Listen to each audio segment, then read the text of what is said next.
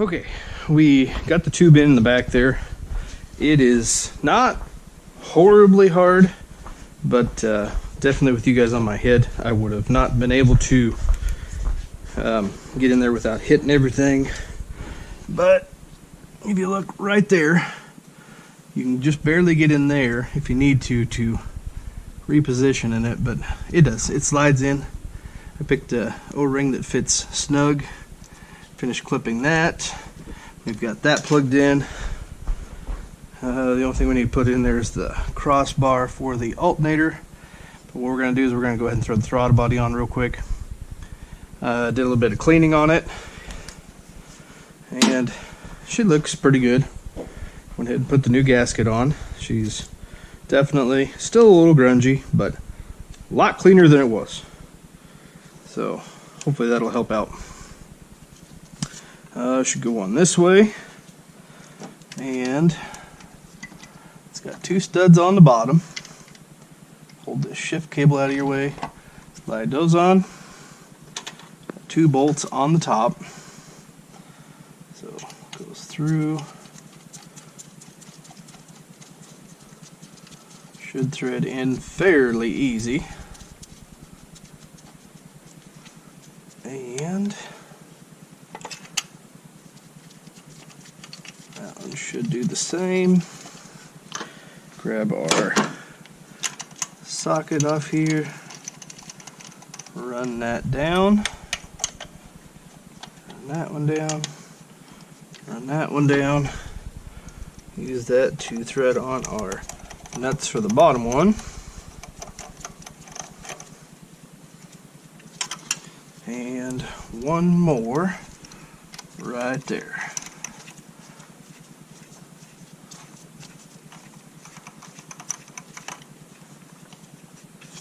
Okay, and I think I read ahead somewhere. Oh, there it is. Throttle body, I believe, same thing, 89 inch-pounds. Seems to be their theme for the upper portion of all of this stuff. 89. What we'll do is we'll do a crisscross.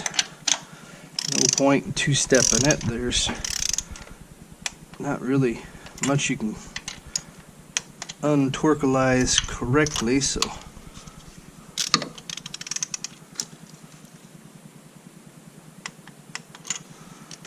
and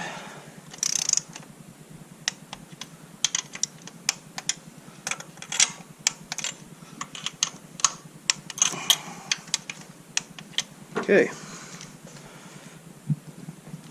that hopefully should be the last of that for a little bit. We have got that one plugged in. That needs to be plugged in. That tube needs to be reattached.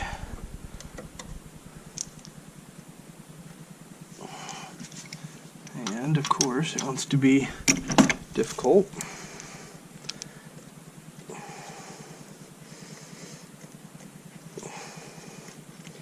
Come on. There we go. Now we're on there. That looks good. We got that one plugged in. That's to our mass air sensor, which goes on the air cleaner. Should be good to reattach this one.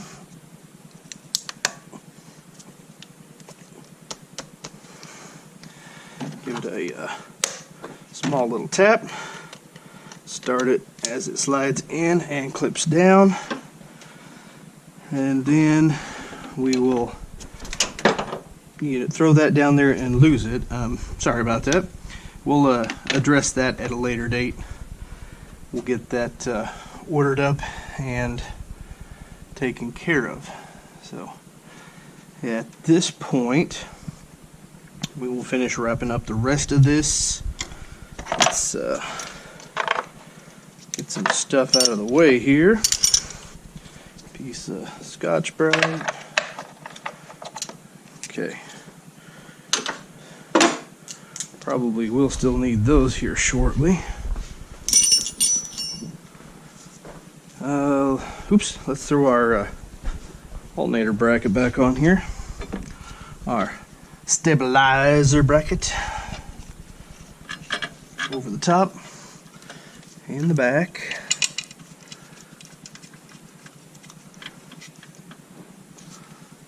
And giant nut up here. Okay, oop. Already put her ratchet away.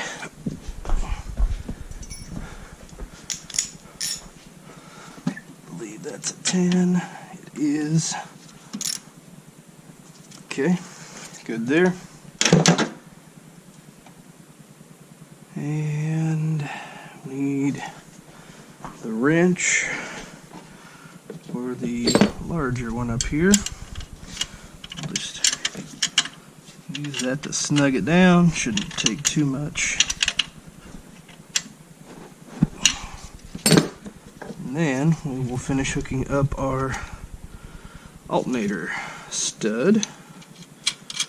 I do still have the battery disconnected, so the very, very last thing to do is plug in the old alternator, or not the alternator, the battery.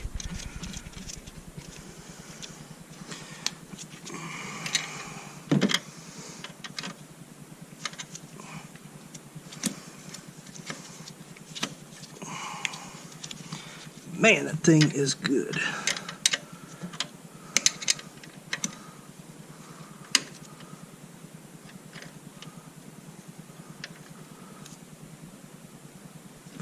Try not to get too carried away.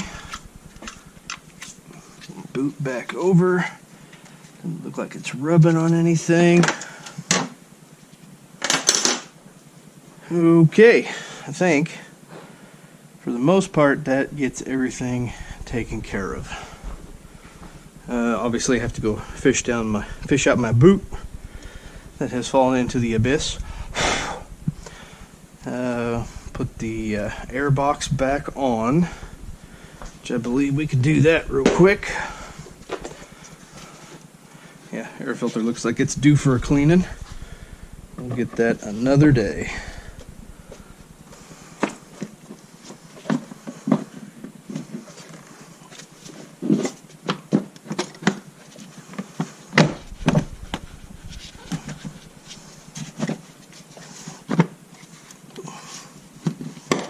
Okay, got that one.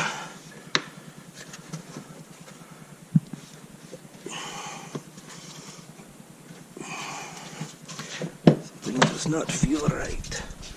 There we go. That one, that one. Okay, all three of those are back in place. Did we loosen that one? I don't think we did. Yeah, we did a little bit.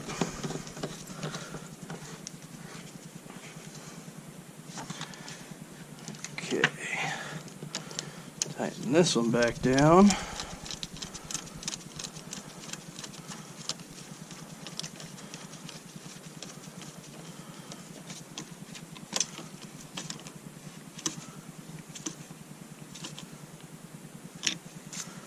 And plug our mass air sensor back in. I believe we are fairly buttoned up here. Gotta go fish out my boot so I can stick it back on there temporarily till I can get a new one.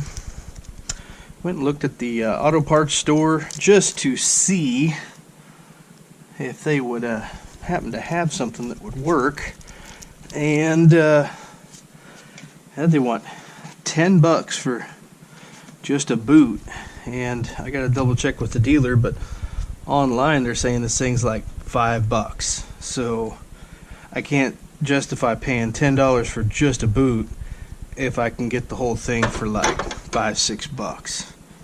I think it'd be smarter just to replace the whole piece. I'll fish that out. I'm going to top off the coolant. Obviously, don't need to hang around for that. That's pretty basic. And then I'm going to go ahead and pull the plug, change the oil, change the filter, and Then we'll top it off with some oil and try to fire it up and see what happens. So hang tight, I'll get you back in here when we get to that part. Okay, I think I've got this thing mostly topped off, and I think I've got the system bled out. Feels like it doesn't have any air in the check valve. I think I got my bleeder screw tightened down. I've got the battery hooked back up. I've cycled the key a couple of times to reprime the fuel rail. I haven't seen any leaking. I haven't heard any hissing. I think everything's doing a-okay. We're going to go ahead and turn the key and see if she'll fire off.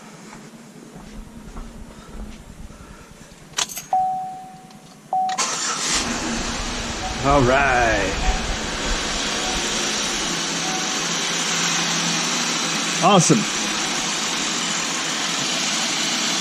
She's purring like a kitten.